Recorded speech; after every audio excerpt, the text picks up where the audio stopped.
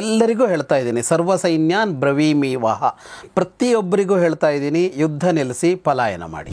ನೀವೆಲ್ಲ ಪಲಾಯನ ಮಾಡಿ. ಕೃಷ್ಣ ಪಲಾಯನ ಮಾಡಬೇಕಿಲ್ಲ, ಅವನ ರಕ್ಷಣೆ ಅವನು ಮಾಡ್ಕೋತಾನೆ. ನಾನು ನನ್ನ ತಮ್ಮಂದರೊಂದಿಗೆ ಅಗ್ನಿ ಪ್ರವೇಶ ಮಾಡ್ತೀನಿ. ನೀವು ಎಷ್ಟು ಯುದ್ಧ ಮಾಡ್ತೀರೋ, ಇದನ್ನು ಎಷ್ಟು ಪ್ರತಿಭಟಿಸ್ತೀರೋ ಅಷ್ಟು ಅದರ ಶಕ್ತಿ ಹೆಚ್ಚು. ಹಾಗಾಗಿ ನೀವು ಯುದ್ಧ ಮಾಡಿದಷ್ಟು ದುರ್ಯೋಧನನ ಶಕ್ತಿ ಹೆಚ್ಚಾಗ್ತಾ ಹೋಗುತ್ತೆ. ಇಲ್ಲಿಗ ಬರೀ ಆಯುಧಗಳನ್ನು ಕೆಳಗಿಡೋದಲ್ಲ ಅಂತ ಹೇಳ್ತಾನೆ. ಏತ್ವೇತತ್ ಪ್ರತಿಯೋತ್ಸ್ಯಂತಿ ಮನಸಾಪಿಯ ಕೇಚನ, ಮನಸ್ಸಿನಲ್ಲಿ ಇದನ್ನು ಎದುರಿಸ್ತೇನೆ ಅನ್ನೋ ಭಾವ ಇದ್ರೂ ಕೂಡ ಕೊಲ್ಲತ್ತೆ ಇದು.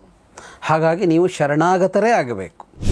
ನಾರಾಯಣಾಸ್ತ್ರವನ್ನು ಎದುರಿಸಿ ಯುದ್ಧ ಮಾಡುವವನೇ ಇಲ್ಲ ಅನ್ನೋ ಮಾತು ಬರ್ತಾ ಇದೆ. ನಾನು ತೋರಿಸ್ತೀನಿ ನಾರಾಯಣಾಸ್ತ್ರದ ವಿರುದ್ಧ ಯುದ್ಧ ಮಾಡಿ ಅಂತ ಹೇಳ್ತಾನೆ. ಇಲ್ಲೆಲ್ಲ ಇತ್ತಲ್ಲ, ಇಷ್ಟು ಜನರ ಮೇಲೆ ಇತ್ತಲ್ಲ, ಅದಷ್ಟು ಹೋಗಿ ಭೀಮನ ಮೇಲೆ ಬೀಳತ್ತೆ. ಹಾಹಾಕಾರ ಆಗೋಕ್ಕೆ ಆರಂಭ ಆಗಿಬಿಡತ್ತೆ ಇಲ್ಲಿ. ಯಾಕೆಂದರೆ ಭೀಮ ಕಾಣಿಸ್ತಾ ಇಲ್ಲ. ಈ ಇಷ್ಟೂ ಕಡೆಯಲ್ಲಿ ಹರಡಿದ್ದ ಆಯುಧಗಳಷ್ಟು ಒಂದು ಕಡೆಗೆ ಹೋಗಿ ನಿಂತ್ಕೊಂಡಿದೆ. ಇದನ್ನು ಕಂಡವನೇ ಅರ್ಜುನ ಒಂದು ಕೆಲಸ ಮಾಡ್ತಾನೆ. ಮಹಾಭಾರತದ ರಹಸ್ಯಗಳು ಈ ಕಾರ್ಯಕ್ರಮದ ಪ್ರಾಯೋಜಕರು ಆಶಿಕಾ ಅಗರಬತ್ತಿಗಳು, ಅತ್ಯುತ್ತಮ ಗುಣಮಟ್ಟದ ಸಂಕೇತ.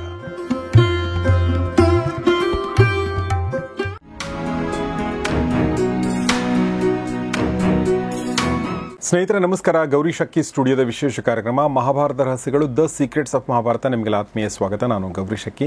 ಮಹಾಭಾರತ ರಹಸ್ಯಗಳನ್ನ ಹೇಳ್ಕೊಡೋದಕ್ಕೆ ನಮ್ಮೊಂದಿಗೆ ಜಾಯ್ನ್ ಆಗಿದ್ದಾರೆ Vidwan Jagadish Sharma Sampa sir. Sir, welcome to the show. ನಮಸ್ತೆ. ನಮಸ್ತೆ. ಮಹಾಭಾರತದಲ್ಲಿ ನಾವು ಅಧ್ಯಾಯಗಳನ್ನ ನೋಡ್ಕೊಂಡು ಬಂದಿದ್ದೀವಿ ಮತ್ತು ಪ್ರತಿ ಅಧ್ಯಾಯಗಳನ್ನೂ ಕೂಡ ನಾವು ಫುಲ್ ಎಪಿಸೋಡ್ ಮಾಡಿ ಪ್ರತಿ ಭಾನುವಾರ ಹಾಕ್ತಾ ಹೋಗ್ತೀವಿ. ಮೊದಲನೇ ಅಧ್ಯಾಯದಿಂದ ಇಲ್ಲಿವರೆಗೂ ಎಲ್ಲವೂ ಕೂಡ ಅಪ್ಲೋಡ್ ಆಗಿದೆ, ಆಲ್ಮೋಸ್ಟ್ ಎಲ್ಲವೂ ಕೂಡ. ಆಸಕ್ತರು ನೋಡಬಹುದು.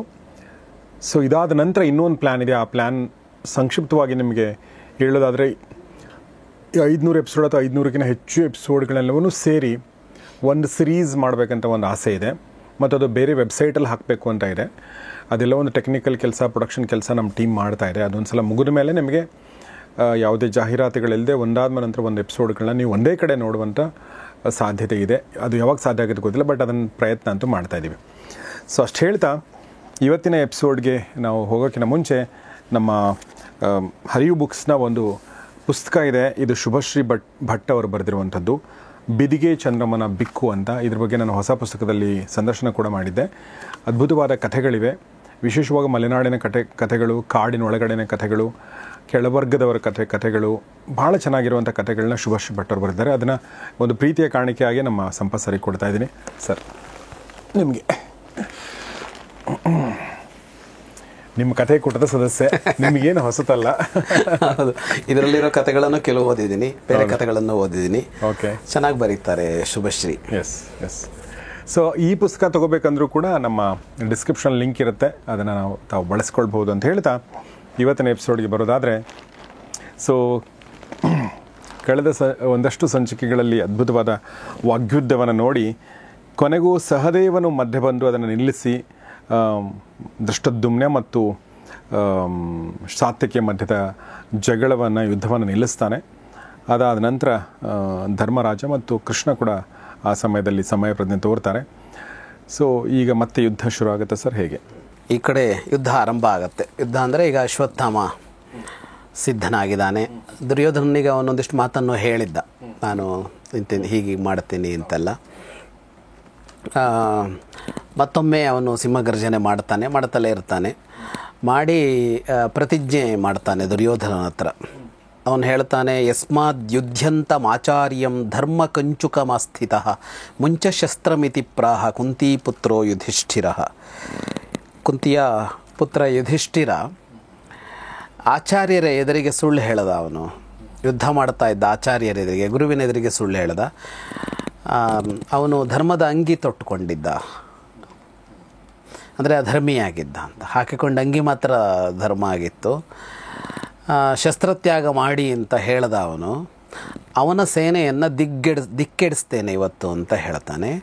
ಸೈನ್ಯವನ್ನೆಲ್ಲ ದಿಕ್ಕೆಡಿಸಿ ಇವತ್ತು ನಾನು ದೃಷ್ಟದ್ಯುಮ್ನನ್ನು ಕೊಲ್ತೇನೆ ಅಂತ. ನನ್ನ ಜೊತೆಗೆ ಯಾರೆಲ್ಲ ಯುದ್ಧಕ್ಕೆ ಬರ್ತಾರೋ ಅವರೆಲ್ಲರನ್ನೂ ಸಂಹರಿಸ್ತೀನಿ ಅಂತ ಹೇಳ್ತಾನೆ. ಇದು ನಾನು ಹೇಳ್ತಾ ಇರೋದು ಸತ್ಯಪ್ರತಿಜ್ಞೆ. ಹಿಂದಿರುಗಿಸು ಸೇನೆಯನ್ನು ಅಂತ. ಹಿಂದಿರುಗಿಸು ಅಂದರೆ ಶಿಬಿರದ ಕಡೆ ಓಡ್ತಾ ಇದ್ರಲ್ಲ, ಈ ಕಡೆ ತಿರುಗಿಸು ಅಂತ ಹೇಳ್ತಾನೆ. ದುರ್ಯೋಧನ ಬಹಳ ಸಂತೋಷಗೊಂಡು ಸಿಂಹನಾದ ಮಾಡ್ತಾನೆ. ಸೈನ್ಯ ತಿರುಗತ್ತೆ, ಮತ್ತು ಅಲ್ಲಿ ಘೋಷಗಳೆಲ್ಲ ಕೇಳಿಸುತ್ತೆ. ಮತ್ತೊಮ್ಮೆ ಎರಡೂ ಸೇನೆಗಳು ಸಮರಕ್ಕೆ ಸಿದ್ಧರಾಗ್ತಾರೆ. ಸಮರವೂ ಆರಂಭ ಆಗುತ್ತೆ. ಎರಡು ಇದು ಕಾಣಿಸುತ್ತೆ. ಒಂದು, ದುರ್ಯೋಧನನ ಸೇನೆಯಲ್ಲಿ ದ್ರೋಣರ ಸಂಹಾರ ಅನ್ನೋದು ಒಂದು ಸಿಟ್ಟಿದೆ. ಇವರಲ್ಲಿ ದ್ರೋಣರ ಸಂಹಾರದಿಂದಾಗಿ ಒಂದು ಸಂಭ್ರಮ ಇದೆ. ಎರಡೂ ಅವರಲ್ಲಿ ಕಾಣಿಸ್ಕೊಳ್ಳುತ್ತೆ. ಅಂದರೆ ಸೈನಿಕರುಗಳಲ್ಲೂ ಅಂತ. ಅಂದರೆ ಈಗ ಈ ಮಾತುಕತೆ ಇದೆಲ್ಲ ನಡೆಯೋದು ಇವರುಗಳ ನಡುವೆ ಆಗಿರುತ್ತಲ್ಲ, ಅಲ್ಲಿರೋ ಲಕ್ಷ ಸೈನಿಕರಿಗೆ ಏನು ನಡೀತಿದೆ ಏನು ಅಂತ ಏನು ಗೊತ್ತಿರೋಲ್ಲ. ಇಷ್ಟೇ ಗೊತ್ತಿರುತ್ತೆ ಅವರಿಗೆ. ಏನಂದರೆ ಅವ್ರಿಗೆ ಗೊತ್ತಿರೋದೇನು, ದ್ರೋಣರನ್ನು ಕೊಂದುಬಿಟ್ರು ಅನ್ನೋ ಸಿಟ್ಟು ಅಲ್ಲಿರುವ ಪ್ರತಿ ಸೈನಿಕನಿಗಿದೆ. ಇವರಿಗೇನು ಅಂದರೆ ದ್ರೋಣರನ್ನೇ ಮುಗಿಸಿದ್ವಿ ಅನ್ನೋ ಸಂಭ್ರಮ ಇವರಲ್ಲಿದೆ. ಮತ್ತೊಮ್ಮೆ ಸಮರವಾದ್ಯಗಳು ಮೊಳಗುತ್ತವೆ. ಅದು ಹೊಸ ಯುದ್ಧ ಅನ್ನೋ ತರಹದಲ್ಲಿ ಹೊಸ ಉತ್ಸಾಹದಲ್ಲಿ ಆರಂಭ ಮಾಡ್ತಾರೆ. ಹೀಗೆ ಯುದ್ಧ ಆರಂಭ ಆಗ್ತಾ ಇರುವ ಹೊತ್ತಿನಲ್ಲೇ ಅಶ್ವತ್ಥಾಮ ನಾರಾಯಣಾಸ್ತ್ರವನ್ನು ಪ್ರಯೋಗಿಸ್ತಾನೆ. ಶುರುವಾತಲ್ಲೇ ಪ್ರಾದುಶ್ಚಕ್ರೇ ತಥೋ ದ್ರೋಣಿರಸ್ತ್ರಂ ನಾರಾಯಣಂ ತದಾ ಅಭಿಸಂಧಾಯ ಪಾಂಡೂನಾಂ ಪಾಂಚಾಲಾನಾಂಚ ವಾಹಿನೀಂ ಅಭಿಮಂತ್ರಿಸಿ ನಾರಾಯಣಾಸ್ತ್ರವನ್ನು ಪ್ರಯೋಗಿಸ್ತಾನೆ. ಈ ನಾರಾಯಣಾಸ್ತ್ರ ಅನ್ನೋದು ಬಹಳ ದೊಡ್ಡ ಕೆಲಸ ಮಾಡುತ್ತೆ. ಇದು ಬಹಳ ದೊಡ್ಡ ಕೆಲಸ ಮಾಡುತ್ತೆ. ಯಾರೊಬ್ಬ ತುಂಬ ಹಿಂದೆನೇ ವಿದೇಶಿ ವಿದ್ವಾಂಸ ಈ ನಾರಾಯಣಾಸ್ತ್ರದ ಇದನ್ನು ನೋಡಿದಾಗ ಈ ಅಣುಬಾಂಬ್ ಸ್ಫೋಟ ಆದಾಗ ಏನೆಲ್ಲ ಆಗತ್ತೋ ಆ ತರಹದ ವರ್ಣನೆ ಕಾಣಿಸಿದೆ ಅಂತ ಒಂದು ಉಲ್ಲೇಖ ಮಾಡಿದಾರಂತೆ ವಿದೇಶಿ ತಜ್ಞ ಯಾರು. ಅಂದರೆ ಭಾರತದಲ್ಲಿರುವ ಅತ್ಯಂತ ಪ್ರಾಚೀನವಾದ ಮಹಾಭಾರತ ಅನ್ನುವ ಕೃತಿಯಲ್ಲಿ ಇಂಥದ್ದೊಂದು ವರ್ಣನೆ ಬರುತ್ತೆ, ಇದು ಅಣುಬಾಂಬ್ ಸ್ಫೋಟಕ್ಕೆ ಸಮಾನವಾದದ್ದು ಅಂತ ಅವರೇನೋ ಹೇಳಿದ್ದಾರೆ ಅಂತ. ಹಾಗಾಗಿ ಇದು ಆವಾಗ ಅಣುಬಾಂಬಿತ್ತೆ ಅಂತೆಲ್ಲ ಒಂದು ಚರ್ಚೆಗಳೆಲ್ಲ ಇವೆ. ಇದೇನು ಅಣುಬಾಂಬ್ ಅಂತ ಅವರೇನು ಹೇಳಿಲ್ಲ, ಆ ಥರದ್ದು ಹೇಳಿಲ್ಲ, ಅವ್ರು ಅಸ್ತ್ರ ಅಂತ ಅಷ್ಟೇ ಹೇಳಿದ್ದಾರೆ ಮಹಾಭಾರತದಲ್ಲಿ. ನಾರಾಯಣಾಸ್ತ್ರ ಅಂತ ಯಾಕಂತಾರೆ, ಅದಕ್ಕೆ ಏನಾದರೂ ಕಾರಣ ಇದೆಯಾ? ಅದೊಂದು ವಿಷ್ಣು ಕೊಟ್ಟ ಅಸ್ತ್ರ ಅಂತ. ನಾರಾಯಣಾಸ್ತ್ರವನ್ನು ಅಭಿಮಂತ್ರಿಸಿ ಬಿಟ್ಟಾಗ ಏನಾಯಿತು ಅಂದರೆ ಲಕ್ಷ ಬಾಣಗಳು ಅದರಿಂದ ಹುಟ್ಟುಕೊಂಡವು. ಮೇಲಿನಿಂದ ಆ ಕಡೆಯಿಂದ ಈ ಕಡೆಯಿಂದ ಆಯುಧಗಳು ಬರ್ತವೆ. ನಾರಾಯಣಾಸ್ತ್ರ ಹೇಗೆ ಅಂದರೆ ಪ್ರಾದುರಾಸಂಸ್ತತೋ ಬಾಣಾಃ ದೀಪ್ತಾಗ್ರಾಹ್ಯೇ ಸಹಸ್ರಶಃ. ಆಕಾಶದಲ್ಲಿ ತುದಿ ಬೆಂಕಿ ಉಗುಳ್ತಾ ಇದೆಯೇನೋ ಅನ್ನೋ ತರಹದ ಬಾಣಗಳು, ಅಂಥ ಬಾಣಗಳು ಬಂದು ಸೈನಿಕರಿಗೆ ತಾಗಿಸಿ ಅವರನ್ನು ಸಾಯಿಸ್ತಾ ಇದ್ವು. ಇನ್ನು ಬರೀ ಬಾಣಗಳಲ್ಲ, ಅದು ಹೇಗೆ ಅಂದರೆ ಅಸಂಖ್ಯ ಬಾಣಗಳು ಬಂದು ಬೀಳ್ತಾ ಇದ್ವಲ್ಲ, ಅದರ ತರಹ ಬೇರೆ ಬೇರೆ ಆಯುಧಗಳು ಬಂದು ಬೀಳ್ತಾ ಇದ್ವು. ಕಬ್ಬಿಣದ ಗುಂಡುಗಳು ನಾಲ್ಕು ದಿಕ್ಕಿನಿಂದ ಬರ್ತಾಯಿದ್ವು. ಶತಘ್ನಿಗಳು, ಚಕ್ರಗಳು ಎಷ್ಟೋ ಚಕ್ರಗಳು ಬರ್ತಾ ಇದ್ವು. ಆ ಚಕ್ರಗಳು ಬರ್ತವೆ, ಯಾರನ್ನೋ ಕೊಲ್ತವೆ, ಅವನೇನೂ ಮಾಡೋಕ್ಕಾಗಲ್ಲ ಅನ್ನೋ ಥರ. ಎಲ್ಲಿಂದ ಬರುತ್ತೆ ಅಂತ ಹೇಳೋಕ್ಕಾಗದ್ರೆ ನಿರಂತರವಾಗಿ ಬರ್ತಾ ಇದ್ವು. ಆಕಾಶ ನೋಡಿದರೆ ಅಲ್ಲಿ ಬೇರೆ ಏನೂ ಕಾಣ್ತಾ ಇರಲಿಲ್ವಂತೆ, ಬರೀ ಶಸ್ತ್ರಗಳು ಕಾಣ್ತಾ ಇದ್ವು, ಆಯುಧಗಳು ಕಾಣ್ತಾ ಇದ್ವು. ಅವುಗಳನ್ನು ತಡಿಬೇಕು ಅಂತ ಒಂದು ಆಯುಧ ಹಿಡಿದು ಪ್ರಯತ್ನ ಮಾಡಿದ್ರೆ ಅದು ಅದರ 10 ಪಟ್ಟು 100 ಪಟ್ಟು ಮತ್ತು ಆಯುಧಗಳು ಬರ್ತಾ ಇದ್ವು ಅಂತೆ.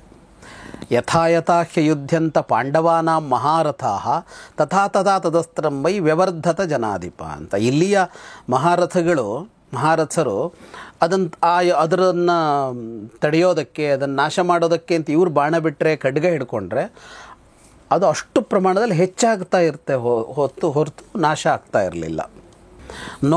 ನೋಡ್ತಾ ಇರುವ ಹಾಗೇ ಸೈನ್ಯ ಕ್ಷಯ ಆಗೋದಕ್ಕೆ ಆರಂಭ ಮಾಡಿಬಿಡುತ್ತೆ.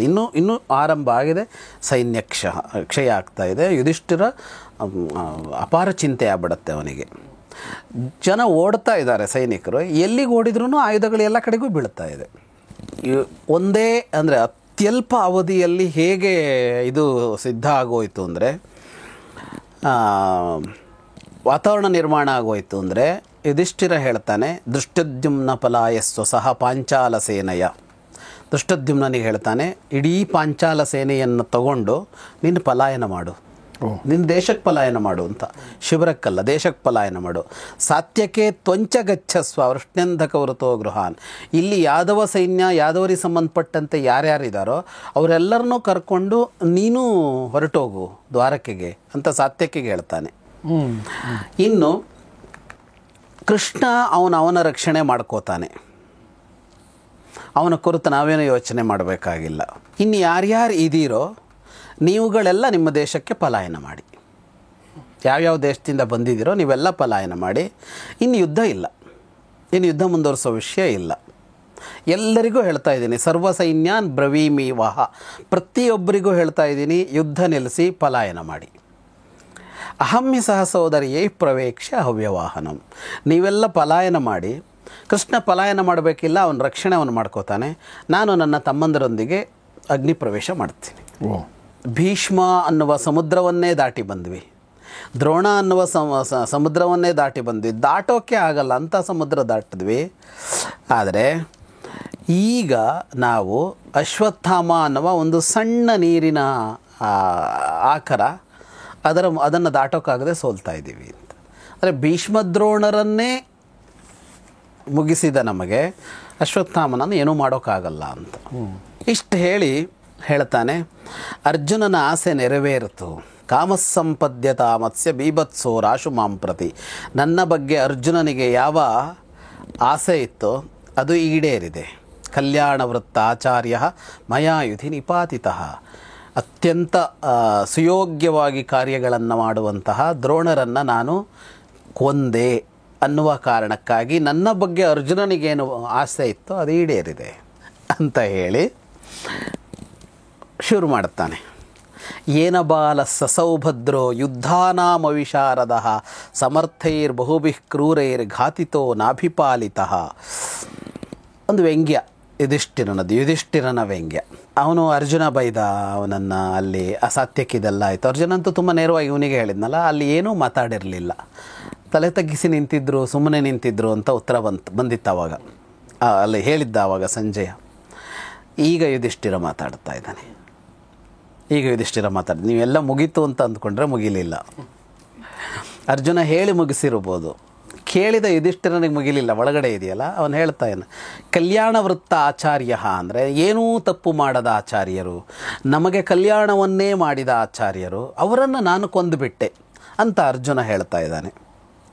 ಎಂಥ ಕಲ್ಯಾಣ ಮಾಡಿದ್ದಾರೆ ಅವರು ನಮಗೆ ಅಂದರೆ, ಯುದ್ಧದ ಬಗ್ಗೆ ಗೊತ್ತಿರದ, ಯುದ್ಧದ ಅನುಭವ ಇರದ ಸಣ್ಣ ವಯಸ್ಸಿನ ಬಾಲ ಅಭಿಮನ್ಯುವನ್ನು ಸಮರ್ಥರಾದ ಎಲ್ಲರೂ ಕ್ರೂರವಾಗಿ ಕೊಲ್ತಾ ಇದ್ದಾಗಲೂ ದ್ರೋಣಾಚಾರ್ಯರು ಅಭಿಮನ್ಯುವನ್ನು ರಕ್ಷಿಸಲಿಲ್ಲ.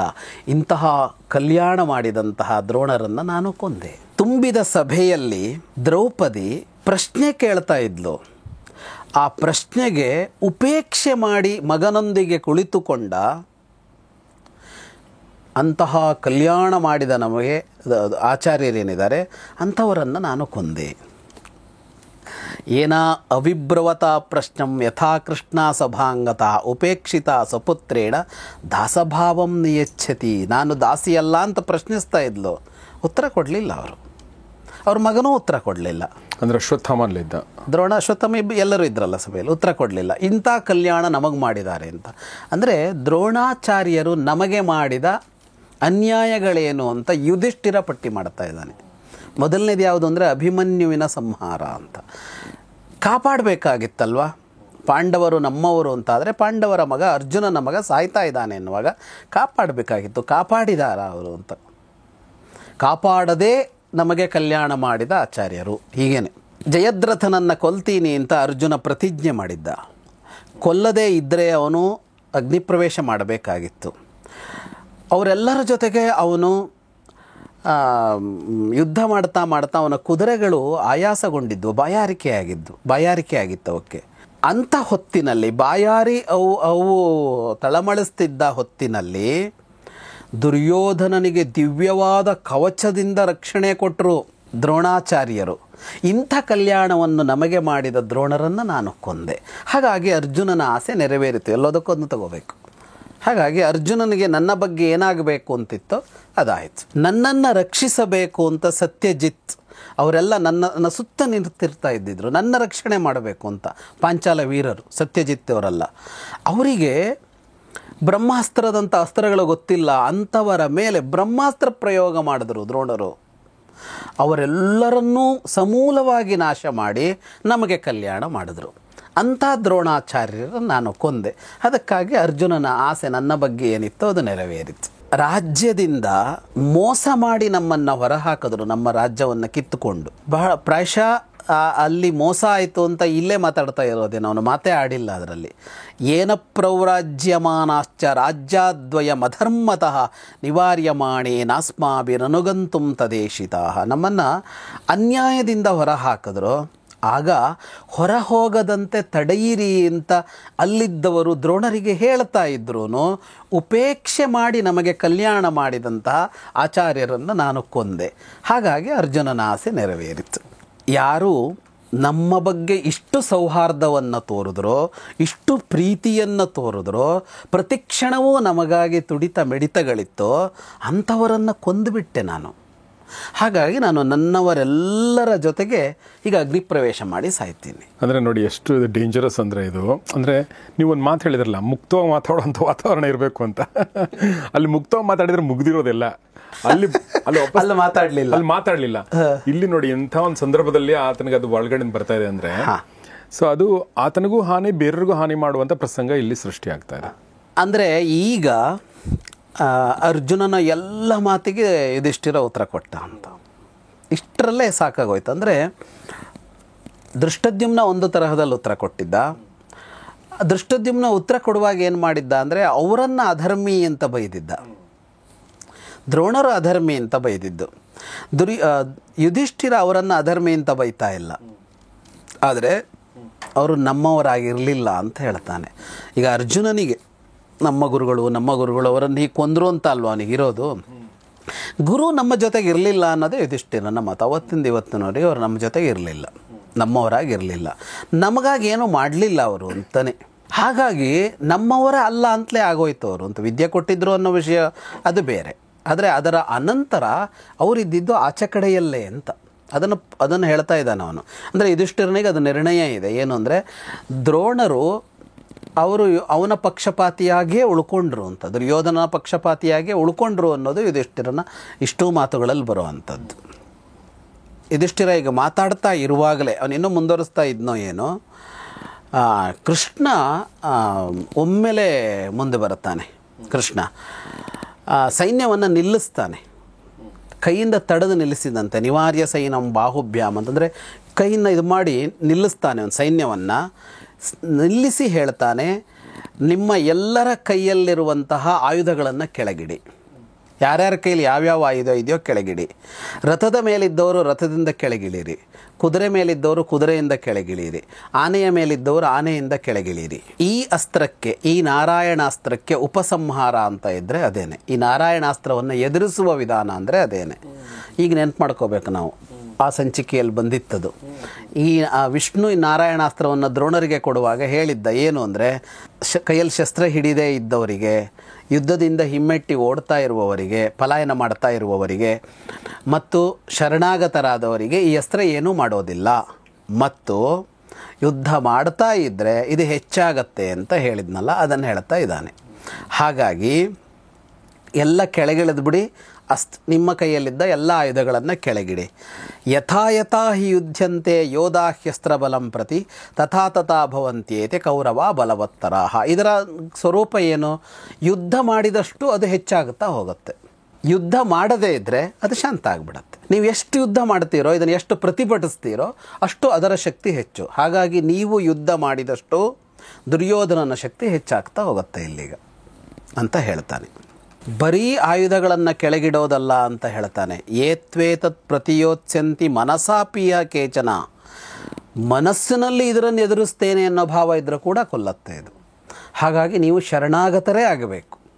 ಶರಣಾಗತಿ ಅಂದರೆ ಮನಸ್ಸಿನಿಂದಲೂ ಶರಣಾಗತರಾಗಬೇಕು, ಬಾಗಲೇಬೇಕು. ಇದಕ್ಕೆ ಕೈಯಿಂದ ಕೆಳಗಿಟ್ಕೊಂಡು ಮನಸ್ಸಿನಲ್ಲಿ ಬೈಕೋತಾ ಇದ್ದರೆ ಕೊಲ್ಲತ್ತೆ ಇದು. ಅವನ ಕೃಷ್ಣನ ಮಾತಲ್ವಾ, ಕೃಷ್ಣನ ಮಾತು ಕೇಳಿದ ಕೂಡಲೇ ಎಲ್ಲರೂ ಆರಂಭ ಮಾಡಿಬಿಟ್ರು.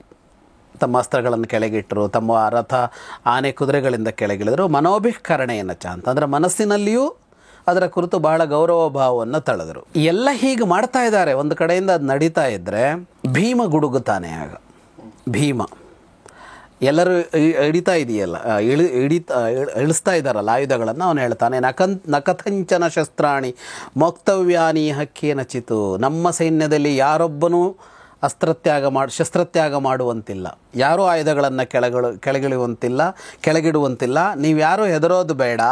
ದ್ರೋಣರ ಮಗನನ್ನು ನಾನು ನೋಡ್ಕೋತೀನಿ, ಅಶ್ವತ್ಥಾಮನನ್ನು ನಾನು ನೋಡ್ಕೋತೀನಿ. ಇಡೀ ಅವನ ಈ ಅಸ್ತ್ರಗಳೆಲ್ಲ ಏನಿವೆ, ನನ್ನ ಒಂದು ಗದೆಯಿಂದ ಇಷ್ಟನ್ನು ನಾನು ಮುಗಿಸ್ತೀನಿ. ನನ್ನಷ್ಟು ಪರಾಕ್ರಮಿಯಾದವ ಇಲ್ಲಿ ಯಾರೂ ಇಲ್ಲ.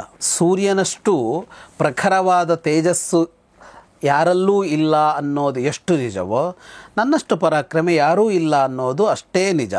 ಹಾಗಾಗಿ ನೀವ್ಯಾರೂ ಯೋಚಿಸಬೇಕಾಗಿಲ್ಲ, ನಾನು ಇದಿಷ್ಟನ್ನು ಎದುರಿಸ್ತೀನಿ. ನೀವ್ಯಾರೂ ಶಸ್ತ್ರಗಳನ್ನು ಕೆಳಗಿಡಬೇಡಿ.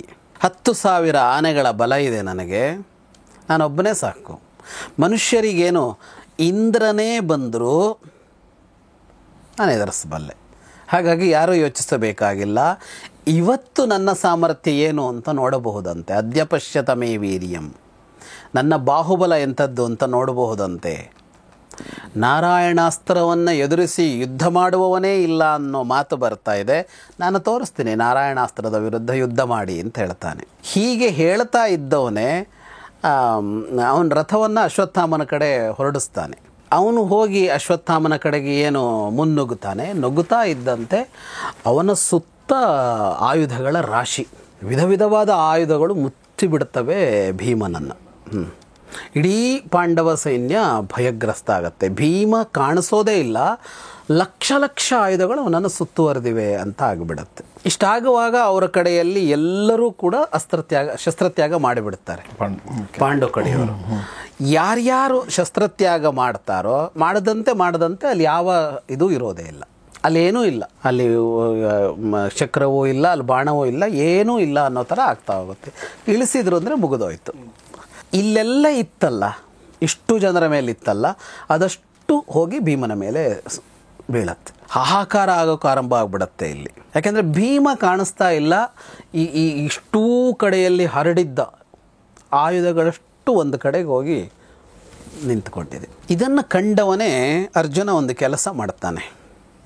ಅದರ ಬಿಸಿ ಇದೆಯಲ್ಲ, ಆಯುಧಗಳೇನೆಂದರೆ ಅವು ಎಲ್ಲ ಆಯುಧಗಳು ಅದರಲ್ಲಿ ಬೆಂಕಿ ಇತ್ತು ಅಂತಲೇ ಬರುತ್ತೆ, ಅಂದರೆ ಸುಡುತ್ತೆ ಅದು ಅಂತ. ಅರ್ಜುನ ವಾರಣಾಸ್ತ್ರ ಪ್ರಯೋಗ ಮಾಡ್ತಾನೆ ಭೀಮನ ಮೇಲೆ.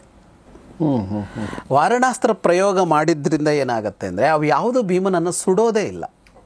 ಅಸ್ತ್ರಗಳು ಬೀಳ್ತಾ ಇವೆ ಅನ್ನೋದು ಹೌದು, ಆದರೆ ಸುಡಲ್ಲ ಅವನನ್ನು. ಆದರೆ ಅರ್ಜುನ ವಾರಣಾಸ್ತ್ರ ಬಿಟ್ಟಿದ್ದೂ ಗೊತ್ತಾಗಿಲ್ಲ. ಅವನ ಅಷ್ಟು ವೇಗವಾಗಿ ಅವನು ಯಾವಾಗ ಬಿಟ್ಟ ಅಂತಲೂ ಗೊತ್ತಾಗಲಿಲ್ಲ, ಯಾರಿಗೂ ಏನೂ ಗೊತ್ತಾಗಲಿಲ್ಲ. ಕಾಣ್ತಾ ಇದ್ದದ್ದು ಆಯುಧಗಳು ಬೆಂಕಿಯ ಜ್ವಾಲೆ, ಒಳಗಡೆ ಭೀಮ ಸುಟ್ಟೋದ್ನೇನು ಅಂತ ಅನ್ನಿಸುವಂತೆಯೇ ಆಗಿಬಿಡತ್ತೆ. ಆದರೆ ಅವನನ್ನು ವಾರಣಾಸ್ತ್ರ ರಕ್ಷಿಸ್ತಿರುತ್ತೆ.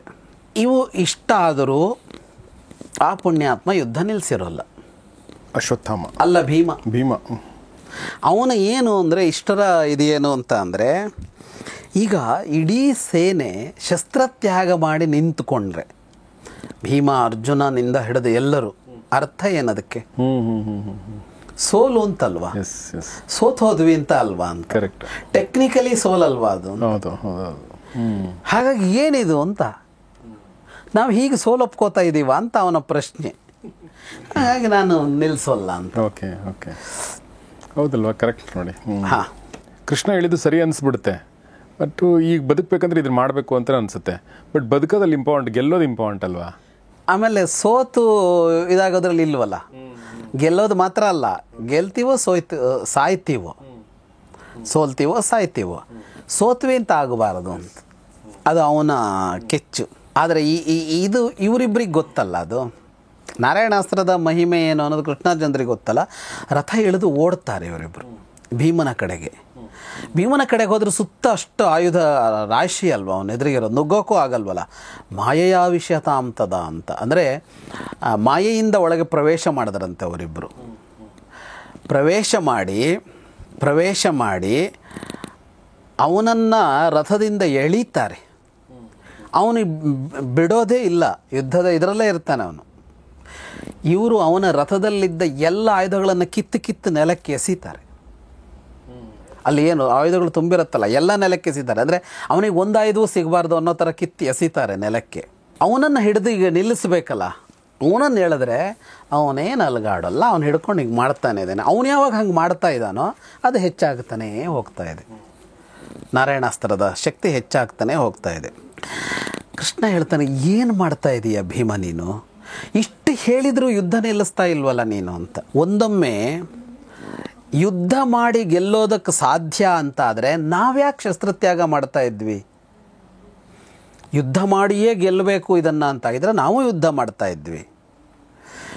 ಎಲ್ಲರನ್ನೂ ಯಾಕೆ ರಥದಿಂದ ಇಳಿಸ್ತಾ ಇದ್ವಿ? ರಥದಿಂದ ಕೆಳಗೆ ಇಳಿಲೇಬೇಕು ನೀನು ಅಂತ.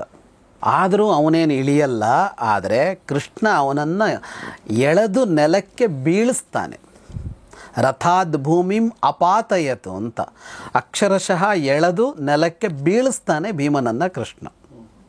ಆದರೂ ಅವನು ಜೋರಾಗಿ ಬುಸ್ಸುಗುಡ್ತಾ ಉಸಿರು ಬಿಡ್ತಾ ಕಣ್ಣು ಕೆಂಪು ಮಾಡ್ಕೊಂಡಿರ್ತಾನೆ.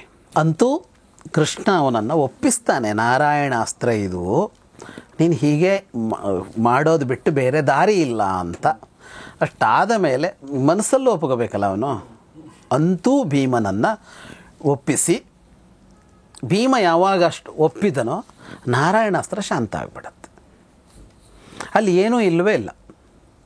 ಇಷ್ಟೊತ್ತು ಇಷ್ಟೆಲ್ಲ ಭಯಂಕರವಾದದ್ದನ್ನು ಮಾಡಿದ ಜಾಗದಲ್ಲಿ ಏನೂ ಇಲ್ಲ.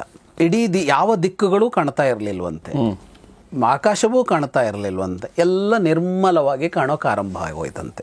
ಬಿರುಗಾಳಿ ಬಿಸಿಯಾಗಿ ಬೀಸ್ತಾ ಇತ್ತಂತೆ, ಅಷ್ಟು ಇದಿತ್ತಲ್ಲ, ತಂಪು ಗಾಳಿ ಬೀಸೋದಕ್ಕೆ ಆರಂಭ ಮಾಡ್ತಂತೆ. ಕುದುರೆ, ಆನೆ, ಮೃಗ, ಪಕ್ಷಿಗಳು ಸುತ್ತ ಇದ್ದವೆಲ್ಲ ವಿಲಿ ಒದ್ದಾಡ್ತಾ ಇದ್ವಂತೆ. ಅವೆಲ್ಲ ಶಾಂತ ಆಗಿಬಿಟ್ವಂತೆ ಒಂದೇ ಸಲ. ಇಷ್ಟಾಗ್ತಾ ಇದ್ದಂಗೆ ಮತ್ತೆ ಅವರು ಯುದ್ಧ ಸನ್ನದ್ಧರಾಗಿಬಿಡ್ತಾರೆ ಪಾಂಡವರು. ನಾರಾಯಣಾಸ್ತ್ರ ಮುಗೀತಲ್ಲ. ಅಸ್ತ್ರ ವಿಪರ ಮಾದೃಷ್ಟಂ ತವ ಪುತ್ರ ಜಿಘಾಂಸೆ, ದುರ್ಯೋಧನನ್ನೇ ತೆಗಿಬೇಕು ಅನ್ನೋಷ್ಟು ಹಠದಲ್ಲಿ ಅವರು ನಿಂತುಕೊಂಡ್ರಂತೆ. ದುರ್ಯೋಧನ ನೋಡ್ತಾನೆ, ಅಸ್ತ್ರ ತನ್ನ ಕೆಲಸ ನಿಲ್ಲಿಸಿದೆ, ಶತ್ರು ಸೈನ್ಯ ಮತ್ತು ಸಿದ್ಧ ಆಗಿಬಿಟ್ಟಿದೆ. ಮತ್ತೆ ಅಶ್ವತ್ಥಾಮನಿಗೆ ಹೇಳ್ತಾನೆ ಅವನು, ಮತ್ತೆ ಇದೇ ಅಸ್ತ್ರವನ್ನು ಪ್ರಯೋಗ ಮಾಡು, ಅವರು ಸಿದ್ಧರಾಗ್ಬಿಟ್ಟಿದ್ದಾರೆ ಮತ್ತೆ ಯುದ್ಧಕ್ಕೆ, ಮತ್ತೆ ನಾರಾಯಣಾಸ್ತ್ರವನ್ನು ಪ್ರಯೋಗ ಮಾಡು ಅಂತ ಅಶ್ವತ್ಥಾಮನಿಗೆ ಹೇಳ್ತಾನೆ. ಅಶ್ವತ್ಥಾಮ ಜೋರಾಗಿ ನಿಟ್ಟುಸಿರು ಬಿಡ್ತಾನೆ. ಸುದೀನಮಭಿನಿಶ್ವಸ್ಯ, ನಿಟ್ಟುಸಿರು ಕೂಡ ದೀನವಾಗಿ ಬಿಟ್ಟನಂತೆ. ಇನ್ನೇನೂ ಮಾಡೋಕ್ಕಾಗಲ್ಲ ಅನ್ನೋ ಹತಾಶೆಯ ನಿಟ್ಟುಸಿರು ಮಾಡಿ ಹೇಳ್ತಾನೆ, ಇಲ್ಲ ದುರ್ಯೋಧನ, ಈ ಅಸ್ತ್ರ ಬೇರೆ ಅಸ್ತ್ರದಂತೆ ಅಲ್ಲ, ಇದು ಹಿಂದಿರುಗಿ ನನ್ನ ಹತ್ರ ಬರೋದಿಲ್ಲ, ಬಿಟ್ಟ ಮೇಲೆ ಮುಗೀತು. ಒಂದು ಶಕ್ತಿಯಾಯುಧ ಇತ್ತಲ್ಲ ಕರ್ಣನ ಹತ್ರ ಘಟೋತ್ಕಚನಿಗೆ, ಹಾಗೇನೆ ಇದನ್ನು ಬಿಟ್ಟ ಮೇಲೆ ಮುಗೀತು.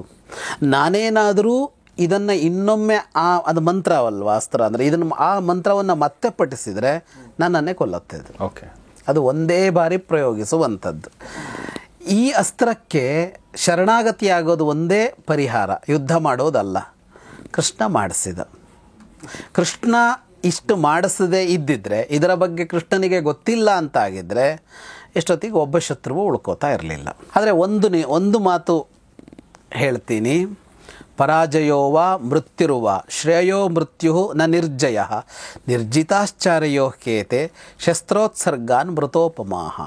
ಸೋಲ ಸಾವ ಅಂತ ಅಂದರೆ ವೀರನಾದವ ಸಾವನ್ನು ಸ್ವೀಕಾರ ಮಾಡ್ತಾನೆ, ಸೋಲನ್ನಲ್ಲ. ಆದರೆ ಶತ್ರುಗಳು ಸೋಲನ್ನು ಸ್ವೀಕಾರ ಮಾಡಿದ್ರು. ಹಾಗಾಗಿ ಇವರು ಬದುಕಿದ್ದು ಸತ್ತಂತೆ, ಇವರನ್ನು ಸೋಲಿಸಿ ಆಗಿದೆ ಅಂತ ಹೇಳ್ತಾನೆ ಅಶ್ವತ್ಥಾಮ. ಶಸ್ತ್ರತ್ಯಾಗ ಮಾಡಿರೋದರಿಂದ ಅಶ್ವತ್ಥಾಮ ಗೆದ್ದ ಅನ್ನೋದು ಸರಿ, ಟೆಕ್ನಿಕಲಿ ಸರಿ. ಅದು ದುರ್ಯೋಧನನಿಗೆ ಆಗಬೇಕಾಗಿದ್ದೇನಾದರೂ ಆಗತ್ತಾ ಇದರಿಂದ ಅಂದರೆ ಇಲ್ಲ. ಭೀಮ ಇದೇ ನಿಲುವಿಂದ ಯುದ್ಧಕ್ಕೆ ಹೊರಟಿದ್ದು. ಸೋತ್ವಿ ಅಂತ ಆಗಬಾರ್ದು ನಾವು ಯಾವುದೇ ಕಾರಣಕ್ಕೆ ಅಂತ. ಕೃಷ್ಣನದ್ದು ಸೋತ್ವಿ ಅಂತ ಆಯಿತೋ ಇನ್ನೊಂದಾಯಿತೋ ಅದೆಲ್ಲ ಅಲ್ಲ ವಿಷಯ ಅಂತ. ಅಂದರೆ ಇಷ್ಟು ನೀನು ನಿನ್ನ ಅಹಂಕಾರವನ್ನು, ಅಂದರೆ ಭೀಮನಿಗೆ ಅಂತಲ್ಲ ಜನರಲ್ಲಾಗಿ ಹೇಳಿದೆ, ನಿನ್ನ ಅಹಂಕಾರವನ್ನು ತೃಪ್ತಿಪಡಿಸೋಕೆ ಹೋಗಬೇಡ, ಬದುಕು ಹೋಗಿಬಿಡತ್ತೆ, ಅದನ್ನು ಬಿಟ್ಬಿಡು. ಏನಾಗಬೇಕೋ ಅದನ್ನು ಮಾಡು. ಬದುಕಿಗೆ ಬದುಕಿನ ಯೋಗಕ್ಷೇಮಕ್ಕೆ ಯಾವುದು ಬೇಕೋ ಅದನ್ನು ಮಾಡು. ನಾನು ಸೋತಂತೆ ಸತ್ತಂತೆ ಕ್ಷಾತ್ರ ವೀರತನ ಅವೆಲ್ಲ ಅಲ್ಲ ಅಂತಲೇ ಕೃಷ್ಣನ ಅಭಿಪ್ರಾಯ. ಈಗಿನ ತಂತ್ರ ಯಾವುದೋ ಅದನ್ನು ಮಾಡು, ದಾಟು, ಮತ್ತು ನೋಡೋಣ ಮುಂದಿದೆ. ಬದುಕಿದ್ರೆ ಇನ್ನೂ ಸಿಗುತ್ತೆ ಚಾನ್ಸ್. ಹೌದು. ಅದಕ್ಕೆ ದುರ್ಯೋಧನನಿಗೆ ಸೋಲಿಸಿ ಏನೂ ಆಗಬೇಕಾಗಿಲ್ವಲ್ಲ, ಅಷ್ಟರಲ್ಲೇನೂ ಅಲ್ವಲ್ಲ. ನನಗೆ ಗೊತ್ತಿದೆ ಸೋಲಿಸಿದ್ರಿಂದ ಏನೂ ಮುಗಿದಿಲ್ಲ ಅಂತ, ಯಾಕೆಂದರೆ ಅವ್ರು ಮತ್ತೆ ಸನ್ನದ್ಧರಾಗಿ ಆಯ್ತಲ್ಲ ಅಂತ. ಅದಕ್ಕೆ ಹೇಳ್ತಾನೆ ಅವನು, ಅದಾಗದೇ ಇದ್ದರೆ ತೊಂದರೆ ಇಲ್ಲ, ಇನ್ನುಳಿದ ಅಸ್ತ್ರಗಳನ್ನು ಪ್ರಯೋಗ ಮಾಡು ಅಂತ. ಇನ್ನುಳಿದ ಅಸ್ತ್ರಗಳನ್ನು ಪ್ರಯೋಗ ಮಾಡು. ಶಿವನಲ್ಲಿ ಇರುವ ಅಸ್ತ್ರಗಳೆಲ್ಲ ನಿನ್ನಲ್ಲಿ ಇವೆ, ನೀನು ಅಸ್ತ್ರಗಳನ್ನು ಪ್ರಯೋಗ ಮಾಡಿದರೆ ಇಂದ್ರನೂ ಎದುರಿಸಲಾರ, ಅದನ್ನು ಮಾಡು ಅಂತ ಹೇಳ್ತಾನೆ. ಅಶ್ವತ್ಥಾಮ ಸಿಟ್ಟಿನಿಂದ ಧಾವಿಸ್ತಾನೆ. ಈಗ ದುರ್ಯೋಧನ ಇಷ್ಟು ಹೇಳಿದ ಮೇಲೆ ಈಗ ಇಡೀ ಸೈನ್ಯ ಸೋಲಿಸೋದು ಅನ್ನೋದೆಲ್ಲ ಇನ್ನೇನಿಲ್ಲ. ಈಗ ಅವನು ದೃಷ್ಟದ್ಯುಮ್ನನ ಕಡೆಗೆ ಧಾವಿಸ್ತಾನೆ, ನುಗ್ಗುತ್ತಾನೆ ಮುಂದೆ. ಸೊ ಸ್ನೇಹಿತರೆ, ಇದು ಮಹಾಭಾರತ ರಹಸ್ಯಗಳಲ್ಲಿ ಮತ್ತೊಂದು ಸಂಚಿಕೆ. ಏನೆಲ್ಲ ತಿರುವುಗಳಿದೆ, ಏನೆಲ್ಲ ನಾವು ನೋಡದೇ ಇರೋಂಥದ್ದು. ನನಗೆ ಒಂದು ಸನ್ನಿವೇಶ ಅಂದರೆ ಇದನ್ನು ವಿಜುವಲ್ ಮಾಡಿದರೆ ಎಷ್ಟು ಚೆನ್ನಾಗಿರುತ್ತೆ ಅಂತ ನನಗೆ ಸುಮಾರು ಸಲ ಅನ್ನಿಸ್ತಾ ಇರುತ್ತೆ. ಉದಾಹರಣೆಗೆ ಇವರಿಬ್ಬರ ಮಧ್ಯೆ ಸಾತ್ಯಕಿ ಮತ್ತು ದೃಷ್ಟದ್ಯುಮ್ನ ಅವನು ಬಂದು ಇವನು ತಡಿತಾನಲ್ವಾ, ಭೀಮ ತಡಿತಾನೆ. ನೋಡಿ, ಅದು ಭೀಮ ತಡೆದ್ರು ಅವನು 6 ಹೆಜ್ಜೆ ಮುಂದೆ ಹೋಗ್ತಾನೆ.